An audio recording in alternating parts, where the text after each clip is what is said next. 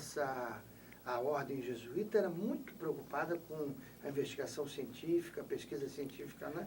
Eu me lembro, o próprio Vieira aqui tinha grandes laboratórios de mineralogia. O senhor chegou a acompanhar alguma coisa desses movimentos? Eu acompanhei do meu tempo. Eu fui aluno do Colégio Vieira, que vocês todos conhecem, fez 100 anos agora. E eu tenho até isso escrito, vocês alguma hora vão encontrar.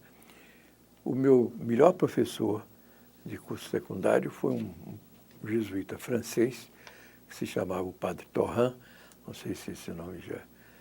O Padre Torrent era um naturalista do estilo do século XIX. E ele viveu décadas aqui na Bahia, nem assim aprendeu a falar direito português, mas era realmente um sábio nessa formação de naturalista do século XIX. E o Padre Torrent percorreu todo o território da Bahia, onde ele recolheu muitas amostras de minérios, de rochas, classificou tudo isso, descreveu algumas espécies de animais e de vegetais, e então fazia um ensino prático, enquanto a maioria dos professores, daquele tempo com certeza, e agora acho que ainda há alguns que conversam muito, havia esse professor que fazia um ensino eminentemente prático, porque ele fazia excursões pelo interior da Bahia, recolhia esse material todo e dava aulas em torno desse material. De modo que eu tenho escrito que ele foi, para mim, o melhor professor de segundo grau que eu conheci. Foi ele o inspirador da sua vontade pela divulgação científica e pela ciência? Bom, realmente deve ter influenciado. Um bom professor sempre influencia. Sempre influencia. E ele teve uma obra social importante aqui. É que vocês são todos de gerações mais novas, mas ele fez, antes de existir a residência dos estudantes, né, ele criou um pensionato Padre Torrent, depois deram esse nome, que é o pensionato Padre Torrent, que era um casarão do Corredor da Vitória, um casarão bem antigo, onde ele juntou meios para hospedar e dar alimentação aos estudantes que chegavam aqui, vindos do interior, e não tinham condições para se manter. Então, o pensionato do Padre Torrent foi uma obra social também importante, ao lado desse trabalho como professor.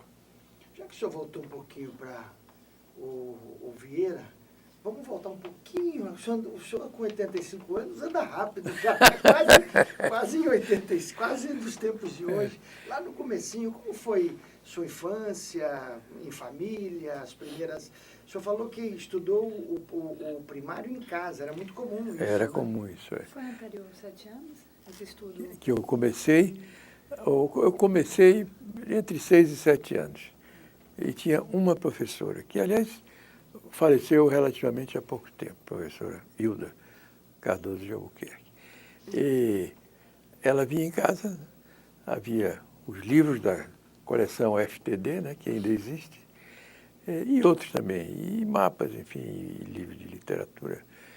Meu pai era professor de cirurgia. Minha mãe era uma pessoa que tinha também uma instrução bastante atualizada, digamos. Então tinha muito livro em casa e muita revista. Naquele tempo havia essa influência francesa a que eu me referi. Então havia também muita revista em francês.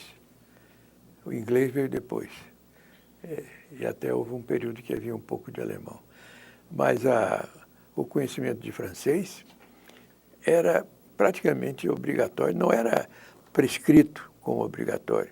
Mas estudante de medicina, ainda no meu tempo, e antes disso com certeza, ou lia bem francês ou não sobrevivia, porque os livros eram em francês. A famosa Anatomia de Testu eram 5 volumes em francês.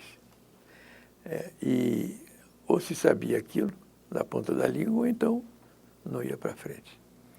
E outros livros, tanto dessas disciplinas básicas como nas clínicas, também, e as revistas, eram todas de origem francesa. Com a guerra, com a Segunda Guerra, que foi de 39 a 45, a França perdeu a guerra. Os Estados Unidos e a Inglaterra ganharam a guerra. E aí começou uma mudança nessa influência. Durante alguns anos, o Brasil ficou fora dessas influências estrangeiras, porque havia bloqueios, né? A navegação marítima era muito dificultada, a navegação aérea estava apenas começando.